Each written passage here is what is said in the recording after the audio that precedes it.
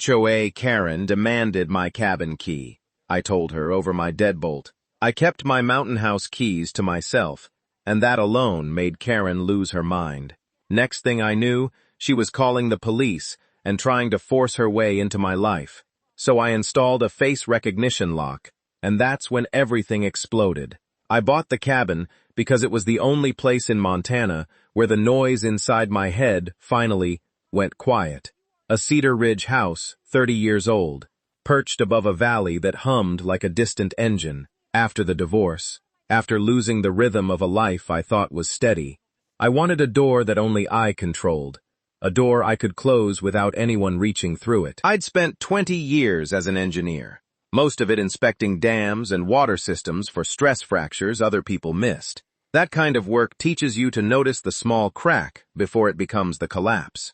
I didn't know yet that the same instinct would end up saving my home. So on my first morning there, coffee still burning my tongue, boxes half opened, tools scattered across the floor, I didn't expect to hear heels striking wood like a metronome of authority. By the time I turned, Bethany Crowell, the self-appointed queen of the Ridgeview HOA, was already inside my cabin. She didn't knock. She didn't announce herself. She walked straight to the mantel and ran her fingers across the ledge, inspecting a dust line like she was grading a failed inspection. "Mr. Carter," she said without looking up, "we need your house key." I blinked, trying to process the fact that I was apparently no longer inside my own home. A key? For what reason? "Emergency access," she replied, as if it were universal law. "We maintain a central lockbox. All residents provide a physical key upon move-in. It's mandatory." She extended a red notice, like she was issuing a citation on a windshield. I didn't take it. "Ma'am, I just moved in. I haven't even signed up for utilities yet." "That's why I'm here," she said, finally turning toward me, her smile thin enough to cut paper. "Compliance precedes comfort." The phrase hit me wrong. I set my coffee down slowly. "I'm not handing over a key." Bethany tilted her head in a way that suggested disappointment and condescension lived together behind her eyes. "Mr. Carter, refusal triggers a non-compliance protocol. I'm giving you a chance to avoid unnecessary penalties." I stepped between her and the door. "I didn't invite you inside." She ignored that, lifting her phone, thumb hovering. "Then I'll call the sheriff to document the refusal." "For not giving you a key to my own cabin?" I asked. "For obstructing community safety," she corrected. "And for an unauthorized interaction with an HOA officer." The heat that rose in my chest wasn't anger. It was the same pressure I'd felt during dam failure inspections, when one crack meant 10,000 tons of water searching for the weakest point. A quiet, focused irritation that made everything sharper. "Look," I said, "I'm not refusing safety protocols. I'm refusing your access. That's different." She stepped closer, close enough that I could see the gold flecks in her contacts. "Your key, Mr. Carter. It's simple. No." The air changed. Her pleasant facade snapped like a twig under a boot. "You'll regret that choice," she said, her voice finally matching the steel behind her immaculate appearance. She pivoted and strode toward the open door. Before she reached it, I called after her, "Why do you need the key so badly, Bethany?" She froze for a breath. Then she walked out without answering. When the door shut, the cabin felt smaller. The silence wasn't peaceful anymore. It was thick, like the air right before a breaker line collapses. My hand rested on the deadbolt, the one I'd installed myself the night before. I turned it, listening to the click echo through the empty space. A simple sound, a familiar one, but suddenly it felt like I'd just fired the first shot in a war I didn't understand. I looked at the untouched red notice on my table. The text was bold, sharp, legalistic enough to weaponize. Mandatory key submission. 24 hours. 24 hours for what? Why was she so obsessed with this key? Those questions didn't leave my head the rest of that morning. I was still staring at the red notice when tires ground over gravel outside. Sheriff Morales got out of his cruiser slowly, one hand on his belt, the other raised in a tired half-wave. He wasn't a man who rushed. He carried the same look I'd seen on engineers when the numbers didn't hoit. Concern buried under procedure. "Morning, Jake," he said. "We got a call." "Let me guess." I replied. Bethany. He exhaled through his nose, confirming it. She reported a resident refusing emergency access compliance and acting hostile toward HOA authority. Hostile for standing in my own cabin and saying no. Sheriff. She walked into my house without permission. I figured there was more to the story. Morales opened his notebook but didn't write anything. Look, I'm obligated to check. HOA disputes usually stay civil, but she phrased things strongly. Of course she had. Twist the narrative early. Plant the idea that I was a problem before I even unpacked my toolbox. Sheriff, I said. This ridge is outside Ridgeview HOA's jurisdiction. The seller and title company were clear. Morales nodded.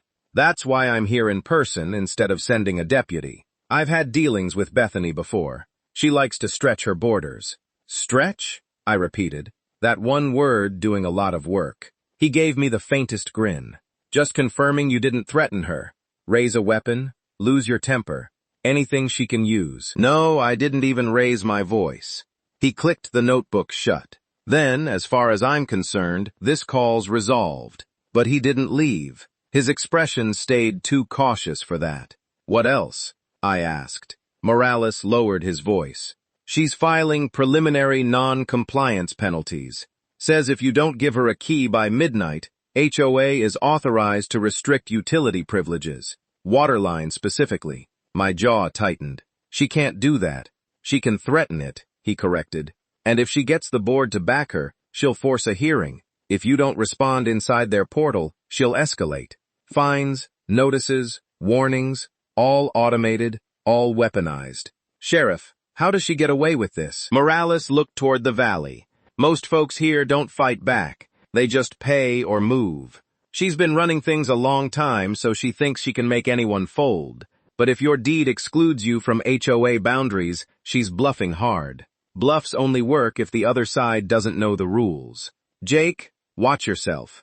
Bullies get unpredictable when they feel power slipping. He drove off, leaving the dust hanging in the air like a warning. By afternoon, my phone pinged with the first fine, then another, and another. Non-compliance. Emergency access fee, $250 daily penalty beginning at midnight. Then a second notification. Potential utility review. Water safety access required.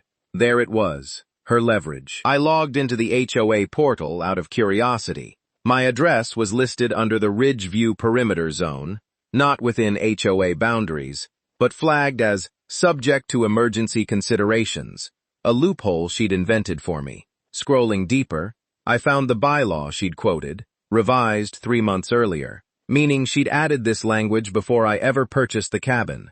I leaned back in my chair. Was this just control, or was something else in play? At 5 o'clock, her white SUV ground back up the ridge. Bethany got out, heels clicking like the morning, but her smile was gone. Mr. Carter, you've ignored the compliance notices. I read them. Entirely different thing. You have until midnight, she said. But I wanted to make something clear in person. The HOA has the authority to enforce emergency safety measures. If you refuse access, you put residents at risk, lives at risk. And we won't tolerate negligence. Negligence? I repeated. For refusing to hand over a key? For refusing to participate in a safety protocol? What's really going on here, Bethany? Her expression didn't flicker, but her posture changed. A tightening in her shoulders. I don't know what you're implying, she said too quickly. But you need to comply tonight. No. Her nostrils flared. Then you will face consequences. Is that a threat? It's a guarantee. She turned, walked back to her SUV, and slammed the door hard enough to shake the glass. As she drove off, I spotted a sticker on her back window. Ridgeview Security Contractor. Access Team. Security. Access. Inspection. Too many words pointing in the same direction. She wasn't after a key. She was after the access the key represented. To my land, my cabin, my privacy. She needed something inside here, or needed to prove something wasn't. By sunrise the next morning, I had my workbench set up on the porch. Cables, screws, a reinforced steel mounting plate, and a compact biometric scanner laid across the surface. Like pieces of a puzzle, only I knew how to solve. The system was one I'd designed years ago for remote dam stations. Reliable, tamper-resistant, and useless to anyone without the right face. If Bethany wanted to weaponize bylaws, I'd counter her with something she couldn't bend. By mid-morning, the old deadbolt was off, and the new brushed steel plate was welded into place, the scanner humming with a soft blue pulse as it came online. No keyhole, no latch, no physical bypass. A fortress disguised as a door. At exactly 10:12 a.m., her white SUV pulled into my drive again, right on schedule. A locksmith stepped out, carrying a well-worn kit, walking with the confidence of someone who'd cracked 1,000 locks. Bethany followed with the confidence of someone who thought she'd already won. That's the door. Remove the obstruction. Obstruction, I echoed.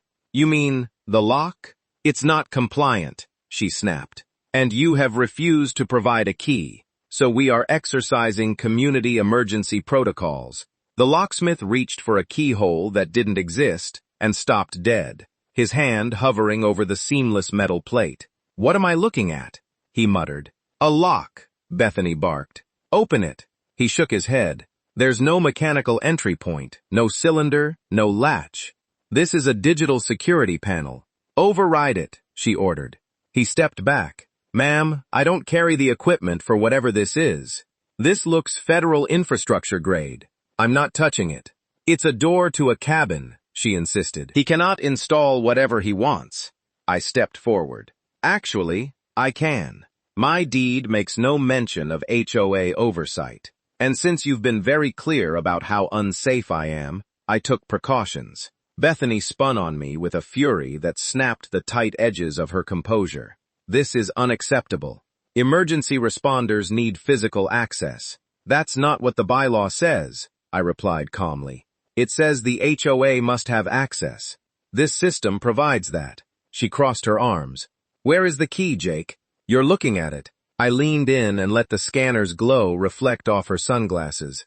Emergency access will be granted. You'll just need to register your face. The locksmith choked on a laugh he tried and failed to hide. Bethany went pale, then red, then something in between. You expect me to submit my biometric data to you? You expect me to hand you a piece of metal that grants unrestricted access to my home? We stared at each other across the porch. Her heels dug into the boards like she could splinter the wood through indignation alone. This violates multiple provisions, she hissed. Show me where, I said. I've read 4. 2. It requires access, not a key. You're obstructing safety protocols. I'm reinforcing them. Do not twist the rules. I'm following them exactly. The locksmith backed down the steps. Ma'am, unless you've got a court order, I'm not drilling into that. You'd be liable for damages. Count me out. He climbed into his van and drove off, leaving Bethany alone on the porch with nothing but her rage. She jabbed a finger toward the scanner. This isn't over. It never is, I said, when someone's bluff gets called. She stormed off, her SUV tearing down the driveway, kicking dust into the air. But it wasn't victory, I felt. It was the shift, subtle but unmistakable, of someone who'd just realized force wouldn't work and was now preparing something more methodical. The lock was installed. My door was secure. But if there was one thing my engineering career taught me, it's that you never stop at the first work. Failure point. You push pressure against the next weakest spot. Bethany had just learned she couldn't enter by force. That meant her next attempt wouldn't be physical. It would be procedural, legal, quiet, and infinitely more dangerous. My phone buzzed with notifications. Non-compliant barrier installed. Fines updated. Potential emergency review. Water safety. Board session requested for closure discussion. Foreclosure. For a lock. The blue light on the scanner pulsed steadily like a heartbeat. But for the first time, something colder moved through me. Bethany wasn't trying to get into my cabin anymore. She was trying to take it away entirely. I spent the next 3 hours combing through the HOA portal, cross-referencing bylaws, property maps, and financial summaries. Most residents never read these documents. I did. Under security and perimeter maintenance, I found it. A vacant lot security contract for Parcel 14A, my parcel, paid to a vendor whose cash stream had vanished the moment I moved in. If I were running a quiet, profitable scheme built on a property nobody questioned, the last thing I'd want is a landowner who read fine print and installed locks I couldn't bypass. This wasn't control. It was panic. To confirm the suspicion tightening in my ribs, I needed proof.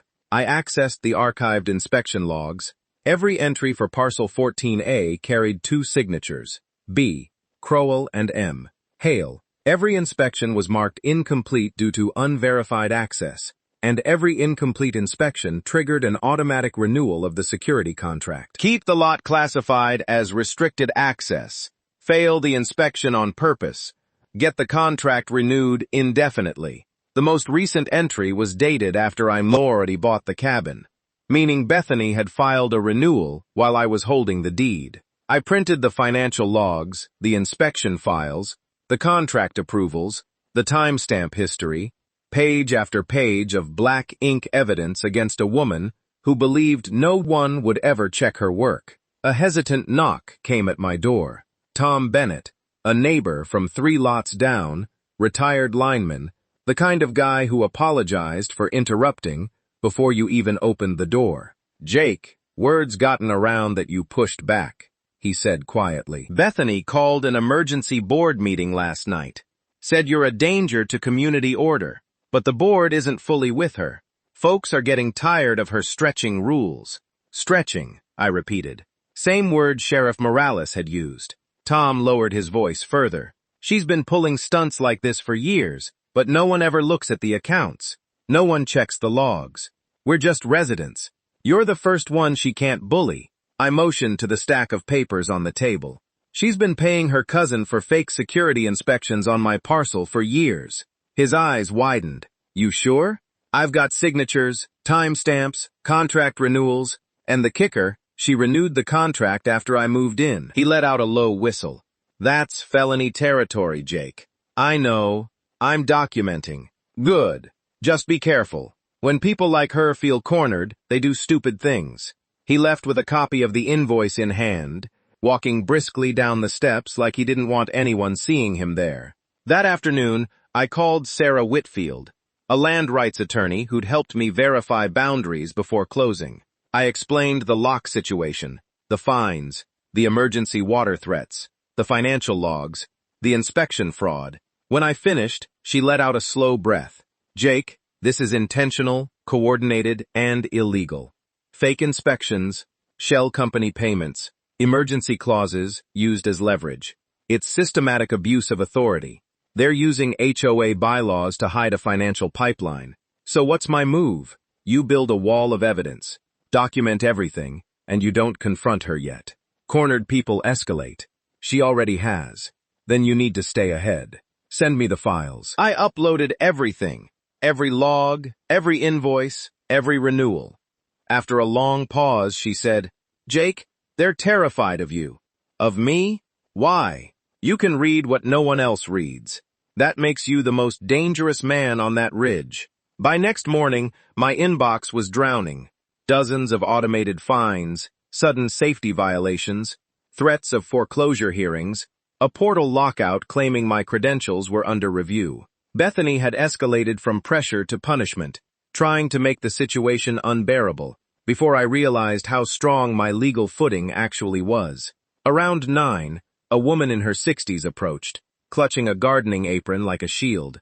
"Jake, can we talk?" She kept glancing down the ridge as if expecting someone to appear. "I'm Evelyn, Lot 11. I heard about the meeting last night. Most people didn't want to attend, but she pressured the board. Said there were emergent behavior concerns with a new resident." I almost laughed. Emergent behavior. Evelyn swallowed hard. "They're saying you're refusing all safety protocols, ignoring board directives, and that your cabin is structurally unsafe because you disabled standard emergency access. She wants the board to vote on an emergency foreclosure trigger." There it was, the nuclear option. "For a lock," I said. I asked for independence. She pulled a folded sheet from her apron. A printed violation log with falsified dates. Resident obstructed officer access. Resident tampered with water meter. Resident verbally threatened board representative.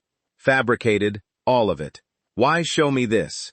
Because I've lived under her thumb long enough, and you're the first person she couldn't intimidate on sight.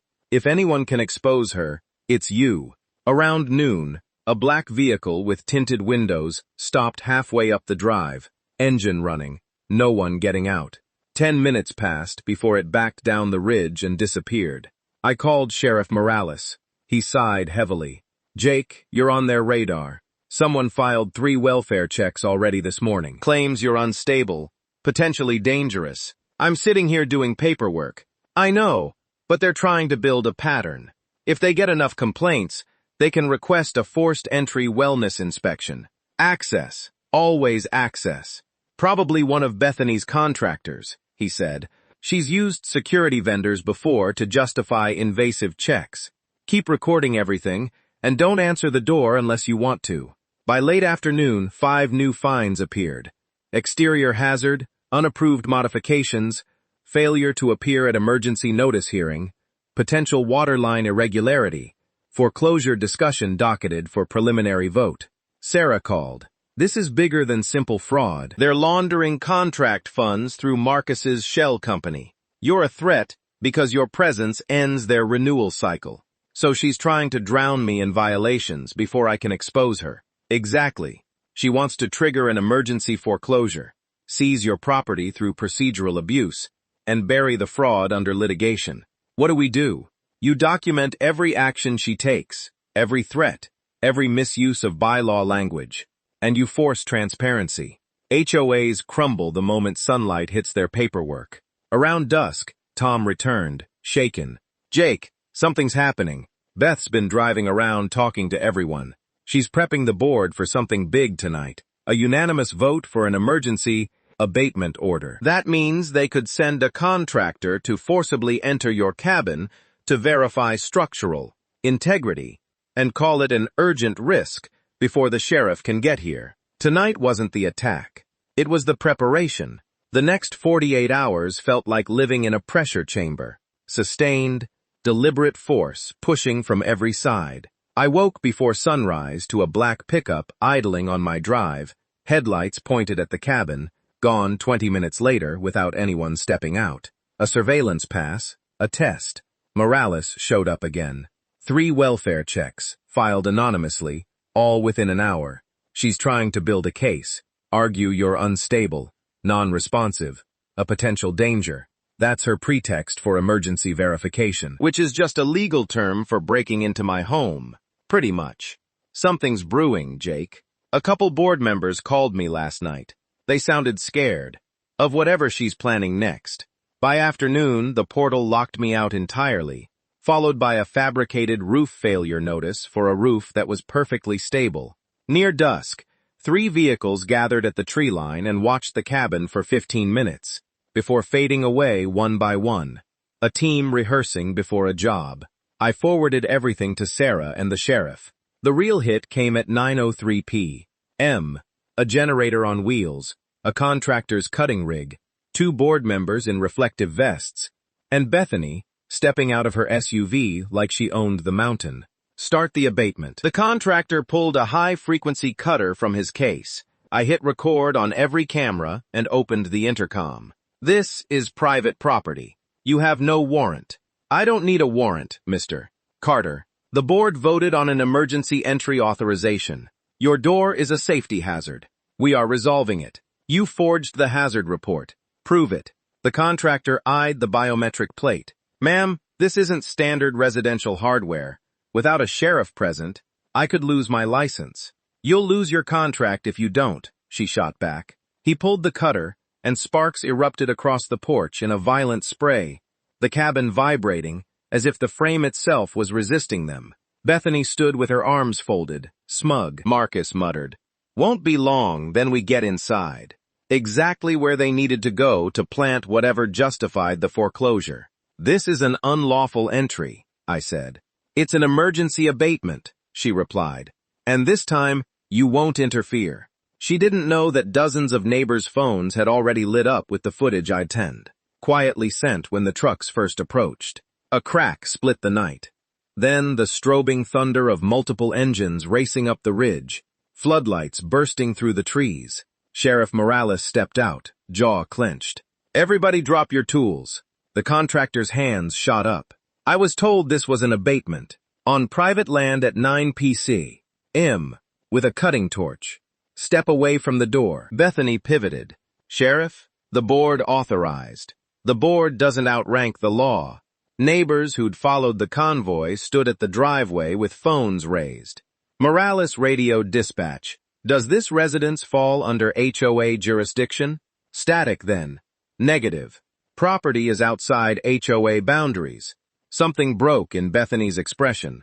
Not shock, recognition, because she had known all along. "Ma'am, turn around. You're being detained." "For what?" "Attempted unlawful entry, and whatever else the investigation uncovers." Marcus froze. Board members stepped away from her like she was radioactive. My cabin was safe for now. But this wasn't over. The real battle would be fought in court. By morning, Bethany had already filed a petition claiming the break-in was an unfinished, lawful abatement that the sheriff had wrongfully interrupted. "She's trying to erase it," Sarah said, hoping the court seals it under procedural immunity. "But Jake, one board member, contacted me privately this morning. He's willing to cooperate." That noon, neighbors gathered at the bottom of my drive, Tom Reynolds among them. "We saw everything last night. Folks are tired of Bethany acting like she owns the valley." Others added their own stories. Fines for a tractor called visual blight. Threats to pull water meters. "You all willing to testify?" I asked. "We're done being quiet," Tom said. Their statements alone wouldn't win the case, but they added weight. Community pressure Bethany couldn't silence. That afternoon, the courthouse summoned an emergency hearing for the next morning. I printed every piece of evidence and backed it up twice. Once locally, once to a cloud server Sarah controlled. That evening, Morales brought a sworn affidavit from the contractor. He'd been instructed to cut the lock regardless of safety concerns, shown no legal authorization, and couldn't sleep after realizing how close he'd come to breaking the law because Bethany had bullied him into it. "She's scared," Morales said. "People like her don't panic because they lose power. They panic because someone finally sees how they used it." Just before midnight, one more email arrived. A new legal theory, digital obstruction, meant to demonize the very lock that had protected my home. The courthouse was a plain brick building that smelled faintly of old paper. Bethany sat at the plaintiff's table in a borrowed-looking navy suit. Marcus beside her. Their attorney, Julian Thorne, relaxed and rehearsed. "Remember," Sarah whispered, "calm, direct answers. We have the evidence. They have the performance." Thorne opened smoothly. The HOA was attempting a lawful emergency abatement. Mr. Carter installed an experimental digital barrier that prevented physical access required under Bylaw 4.2. His refusal posed a direct risk to community safety. The board acted responsibly. He moved to suppress my video, citing privacy. Judge Harris denied it instantly. They'd been on my property. A small fissure cracked Thorne's composure, but he pressed on, requesting authorization for forced entry, to ensure compliance with community bylaws. Nothing more. Sarah stood slowly, the way a surgeon prepares for the decisive incision. What the HOA calls an abatement was in fact an illegal forced entry, coordinated through falsified reports, fabricated hazards, and a pattern of fraudulent billing practices. She played the porch footage, Bethany ordering the cut, sparks exploding, board members standing by like enforcers. Thorne objected, out of context. Overruled. Clip after clip played, each one building a wall around their lies. Then she placed the HOA's own ledger sheets on the bench. Years of payments marked vacant lot security for a property that was never vacant, paid to a shell company, registered to Marcus Hale. When Mr. Carter moved in, he unknowingly shut off their revenue stream. She raised the contractor's sworn affidavit, confirming Bethany had ordered the cut without legal authorization, under false claims of emergency. Bethany stood abruptly. "Those signatures are misinterpreted. Our actions were necessary." "Sit down, Ms. Crowell," the judge said sharply. Sarah pressed forward. The board vote itself hadn't met the required quorum. Meeting logs showed the notices were sent after the vote occurred, corroborated by 2 board members who admitted they'd been pressured into silence. Tom Reynolds and a neighbor, Martha Diaz, stood from the gallery. "Are you alleging systemic misconduct?" the judge asked. "I'm alleging criminal misconduct," Sarah said, "including fraud, falsified records, and attempted unlawful entry with intent to seize property." Bethany, voice trembling with fury, insisted the community relied on her leadership, that without enforcement it would fall apart. "Ms. Crowell, this court is evaluating facts, not delusions of grandeur," the judge replied, drawing faint laughter before his gavel cut it short. He turned to me. "Mr. Carter, do you have anything to add?" I stood. "Only this, Your Honor. I offered them access directly. They refused because it would create a record they couldn't manipulate. Everything they did was to avoid being seen." The judge nodded, thoughtful, then took off his glasses. "This court will not authorize forced entry. In fact, it appears Mr. Carter may be the only party here acting within the law." He ordered a full forensic audit of the HOA, effective immediately, all accounts frozen pending investigation, and said the court was considering criminal referrals for attempted unlawful entry and fraud. The gavel struck. Bethany's empire shattered in one clean sound. "We did it," Sarah whispered beside me. "We started it," I corrected gently. The aftermath moved faster than anyone expected. News traveled across the ridge like a cracked dam releasing years of pressure.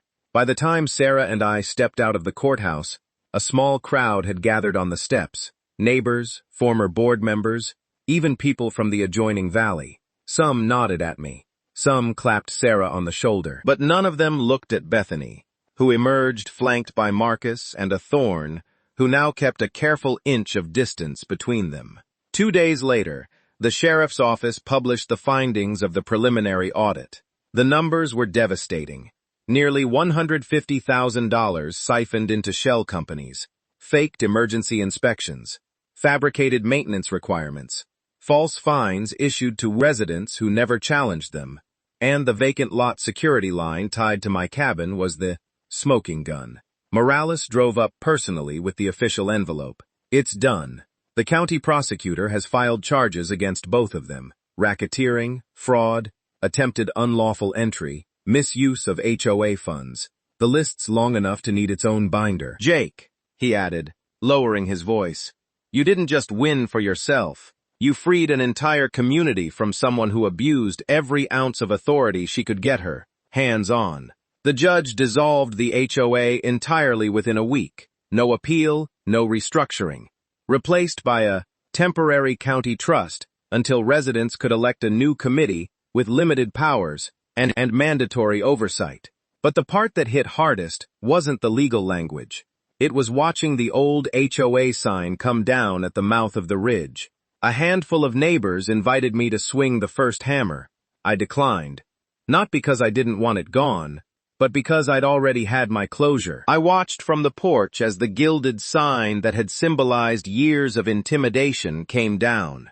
With a final, dull crack, Tom Reynolds walked up. "You should have hit it once, Jake." "Nah," I said. "I hit them where it counted." He grinned and joined the others, hauling the broken pieces to a truck. Laughter, real, relieved, floating across the mountain for the first time in longer than anyone could. Remember, that evening, I replaced the melted biometric lock, not with another advanced system, but with a simple, solid deadbolt.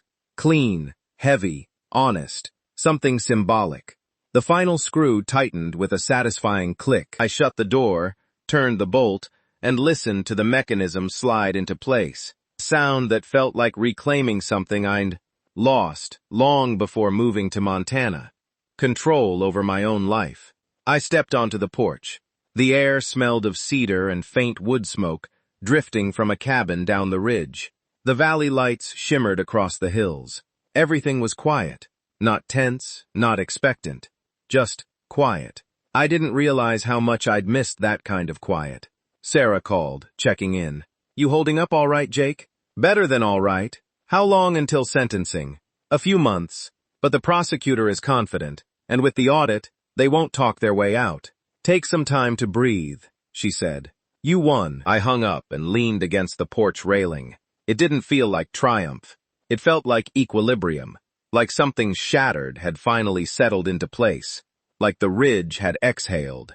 As the sun dipped behind the pines, staining the sky burnt amber, I walked to the edge of my property. A small stake still stood near the boundary, one Bethany had hammered in during my first week here, marking a fake compliance zone like a warning. I pulled it out of the dirt with one hand. The plastic snapped easily. I tossed it into the fire pit and lit a match. The blaze flickered, then rose, consuming the last relic of her reach. My land, my rules, and finally my peace. When the fire died down, I went back inside, shut the door, and turned the deadbolt again. A final quiet click, a sound that belonged only to me, because this cabin wasn't just where I lived. It was where I'd taken my life back.